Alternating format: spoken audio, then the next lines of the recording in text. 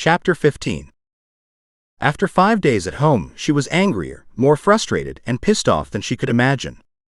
Ethan wouldn't leave her alone. He'd disappear for 5 minutes, and he'd be back before she had a chance to move. Like now. She'd asked him for a glass of water so she could go to the bathroom alone, but he was already standing in front of her, holding her water. She sat on the edge of her bed and glared at him. He shook his head, crossed his arms over his chest and said, "You can try standing tomorrow. That's what the doctor said." And with that he spun on his heels and left. "He didn't say I couldn't try earlier," she cried out. "Yes, he did. He said to stay off your feet."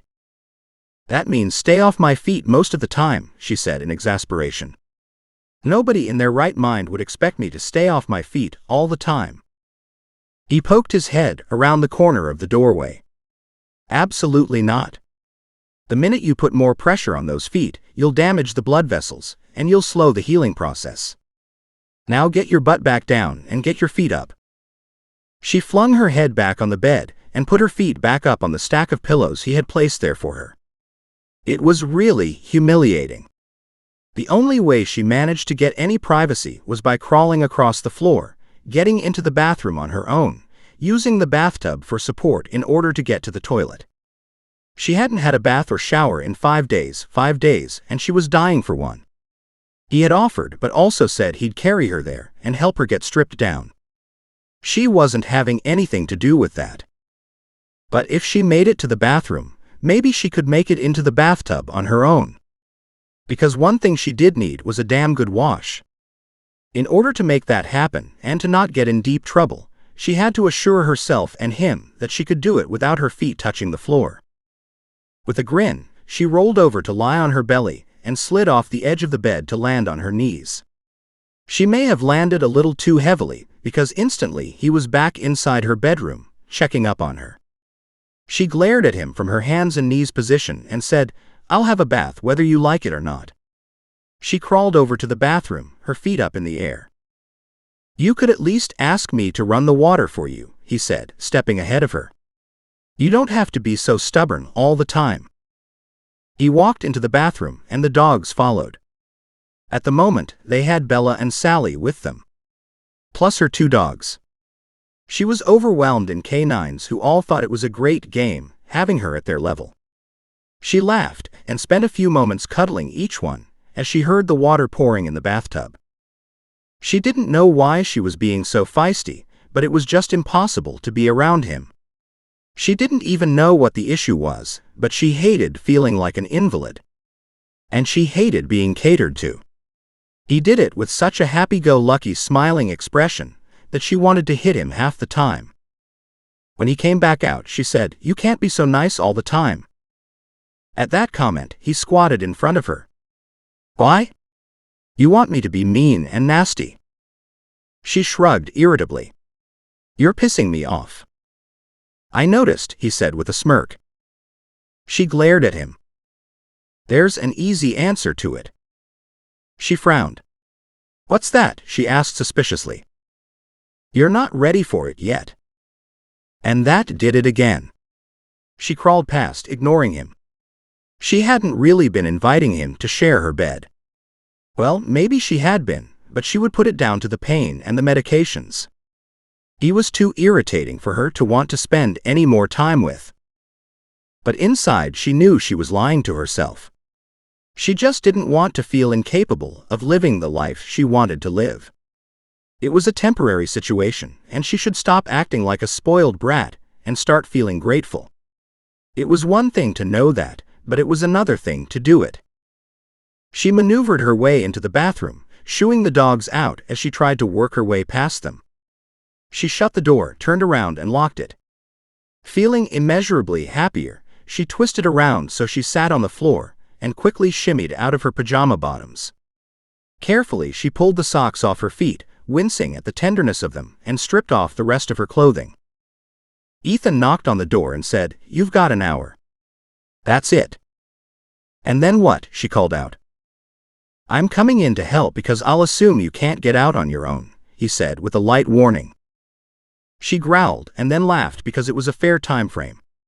It took a little more effort to maneuver herself up to rest on the bathtub edge, so she could carefully maneuver herself over and into the water. Awkwardly, she splashed down on her butt, her feet hanging off the side of the tub, water coming up and over the sides of the bathtub to the floor on the other side. It felt so damn good to get into the water. She lay here with her feet dangling for a long moment, just letting her head sink into the gently rocking water. After a few minutes, she sat up and slowly lowered her feet into the water. She knew this would be the real test. Her feet had been cleaned and were definitely healing, but they were still sore and tender. She moaned in delight when they were finally submerged. She should have done this way earlier. She reached for the shampoo and proceeded to scrub her scalp and then with soap, scrubbed the rest of her. She tried to examine the soles of her feet, but it was hard to see in this lighting. They looked so much better. There were scabs and definitely tight pink tissue, signs of healing, but they were still puffy. She knew that standing on them would hurt like crazy. Another couple days, and they should be better. The doctor told her it would take about a week, and then she needed to walk with multiple socks on in order to give her feet the cushion they would need. And she'd also find it hard to stay on them for very long. That was all good. She was totally okay to follow those doctor's orders. So why was she being so bitchy? Sure, being an invalid was part of it, but it was also having Ethan around all the time. They were dancing around in this newbie relationship of theirs, but she was in no position to move it forward. She wasn't even sure how to move it forward. He'd taken on the role of a comfortable brother, almost. And that was very unsexy, going against where she thought they were heading. He was a really good man, she admitted. Too good a man maybe, she thought with a laugh. But that wasn't true. He never lost his temper, but she could see the darkness in him. The pain. He'd been through some tough times. When he was asleep, she heard him cry out. She never asked him about PTSD, but she was sure that kept him up in the night. He had his secrets and she had hers, although hers were pretty minor. They were getting to know each other. And she'd only found more to like. Still, he was doing everything he could to help her get through this, and she appreciated it. By the time she was done, had the water drained and sat on the bathtub's edge again, she wished she'd had a few more days of recovery time under her belt. She was wrapped up in a towel, but it would be hard to get back to the bed. There was no rush, she still had time before Ethan took over. She was sure he'd heard her get out anyway. She pulled on pajamas again, and, now fully dressed, a towel wrapped around her head, she pulled another towel down and crawled on top of it back to the bed. It helped preserve her knees a bit. Before she could get back in the bed, strong hands reached down, picked her up around the waist, and lifted her onto the bed. She let out a cry, not hearing him come up behind her. "You scared me," she scolded. "Well, if you'd let me know that you could use a hand, then you wouldn't have been surprised," he said, his exasperation coming through his voice. She flipped around and sat down on the bed, looking up at him. "I'm sorry. I'm being difficult, and I don't mean to be." His gaze warmed. He sat on the bed beside her and said, "Have you figured out why you are?" She waved a hand off to the side. "I don't like being an invalid. I don't like being treated like a child, or being in a position of needing so much help," she said with a half smirk. "Particularly from you." His eyebrows shot up. "What's wrong with me?" She realized he'd taken it as an insult. She tried to get the words out correctly, but every time she tried to formulate her thoughts, she couldn't say them. Finally, she raised her hands in frustration and said, "I don't want you to see me as helpless." He stared at her for a long moment, stroked her cheek and said, "What I see is a valiant, strong woman who survived a terrible ordeal. The ordeal was brought on by me. And I'm doing everything I can to help you get back on your feet." "I knew it," she cried out. "You feel sorry for me. You feel guilty. It's because of me that you're hurt. But no, I don't feel sorry for you. I'm saddened this happened. But obviously you'll get better, and it's not a permanent injury. So I'm just helping you where I can." He stared at her for a long moment, then tapped the tip of her nose. "Is something else going on here?" She snapped her lips closed and glared at him. He nodded. I'm not sure what's going on. Yet I understand a lot of it, he admitted, because nobody likes to be treated or thought of as helpless. We all want to be independent. She sighed and held out her hand. He covered hers with his and squeezed her fingers gently. What are we doing here? She asked softly. His gaze locked on hers, and he smiled a slow, gentle smile that made her heart weep with emotion. What is it you want to see us do here? She shook her head. Oh no, you don't. You're not answering a question with a question. He chuckled. I'd like to get to know you better, he said. I'd like to see where this goes. Are you planning on moving back to your own house? She asked with a laugh. Or are you planning on moving in here? He tilted his head to the side, his gaze twinkling. Is the latter an option? She chuckled. I hadn't planned on a house guest. But it is a big house. I have a place in town, as you know, but you have acres here for training exercises, plus the dog runs. But I think we're getting ahead of ourselves. How long do you think you need to be here, looking after me? You go back to the doctor in 2 days. If he says you can start walking around a little bit, then we'll see how it goes. Plan on maybe 4 days and then I'll move back out again, he promised. She smiled. That sounds fair. And thank you very much for looking after me. He shook his head. Don't say that. I'm happy to do this. You know that. He leaned forward and kissed her gently. She wrapped her arms around his neck and tugged him closer, turning a light kiss into a real kiss. When he straightened and pulled away, his gaze was searching, and she smiled up at him. Why do you really think I've been snappy? He narrowed his gaze. She nodded. It wasn't an invitation, she said, referencing what he had said before, then admitted. But in a way it was. He smiled, then kissed her on the tip of her nose.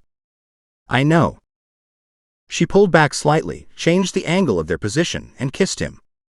I guess we're not quite ready for this stage, she said, but it would be nice if we were. His gaze darkened.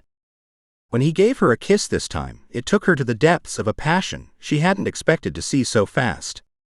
It left her gasping and surprised, wanting so much more. When he straightened, she collapsed on the bed, just staring at him. He grinned. It depends on you, he said. I've already expressed my interest. Oh no, you haven't, she said in astonishment.